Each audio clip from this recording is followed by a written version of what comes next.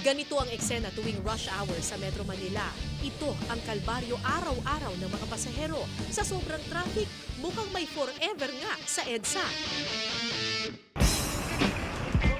At para raw maranasan at maintindihan ito ng kasalukuyang chairman ng MMDA, hinamon siya ng mga tao na subukang mag-commute.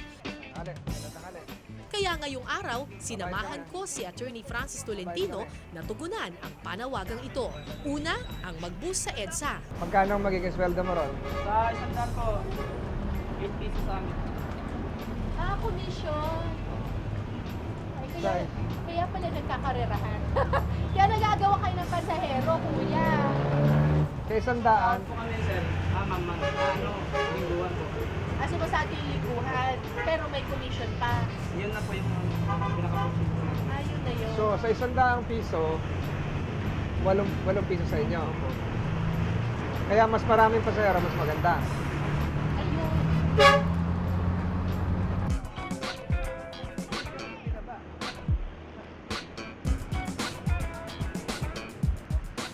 Sunod naman, sumakay ng ferry sa kahabaan ng Ilog Pasig.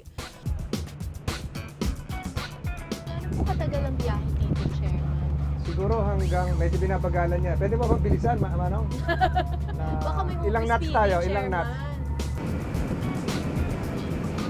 Pero parang medyo hindi Bagal. maganda yung amoy. Yun na nga, madumi pa. Ang summer talaga sa Pasig River, nakakalungkot, madumi dahil ito yung naglulutangan yung basura plus yung pag nainitan yung tubig, yung nasa ilalim ng tubig, yung burak lahat, sumisingaw yun eh.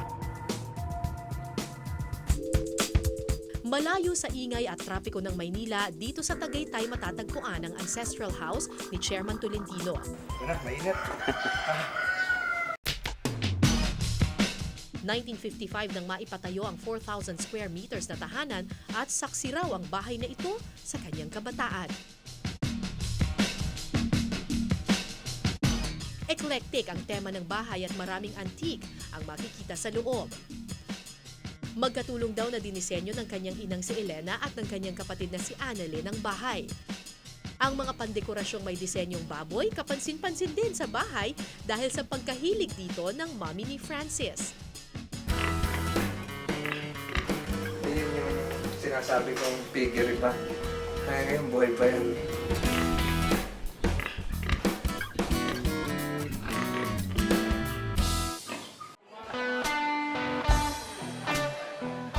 Mahilig din sa mga vintage car si Chairman Tolentino.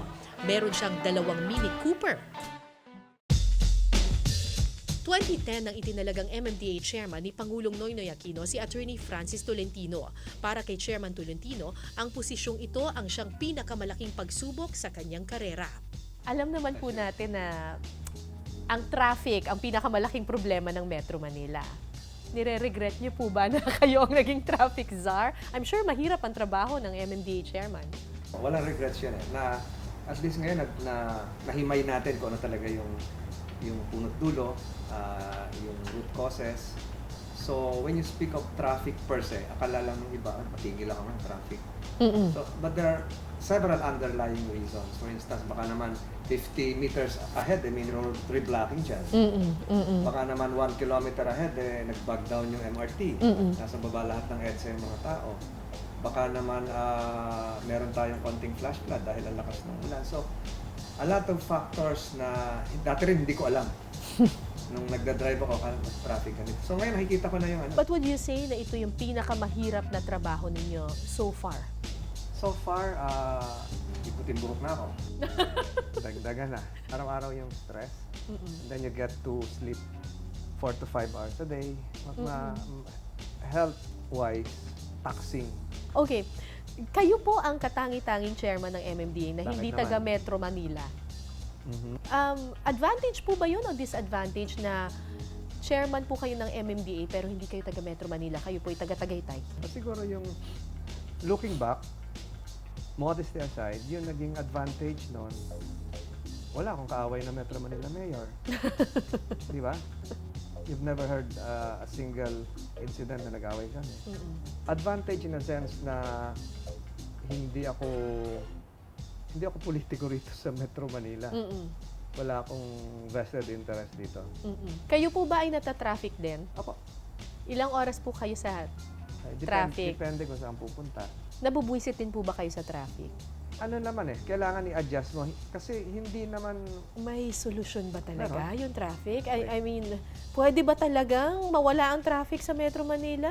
yung mga long-term solutions na nakikita ko, perhaps not within our age, pwedeng ilatag. So, modernize the transport system. Diba, sa akin ang galing yung 4-day school week.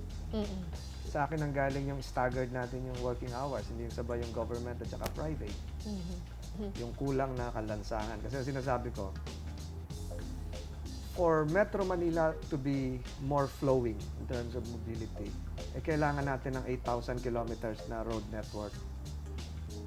Gaya ng Saan Seoul. natin hahanapin yun? Wala talagang pagkukunan noon. So, ganon. So, ang nakalinya ngayon ng DOTC, JICA is yung subway. So, Posible ba magkaroon ng subway sa Metro Manila? The study will be out this June. So, yung subways from Dasmariñas, Cavite to San Jose del Monte, Bulacan, sa Wow. ilalim ng EDSA. That's really exciting. Pero, gaano katagal yan gagawin? Siyempre, habang ginagawa yan, traffic ulit. Hindi, nasa ilalim yun. May boring technology na hindi makaka-disrupt.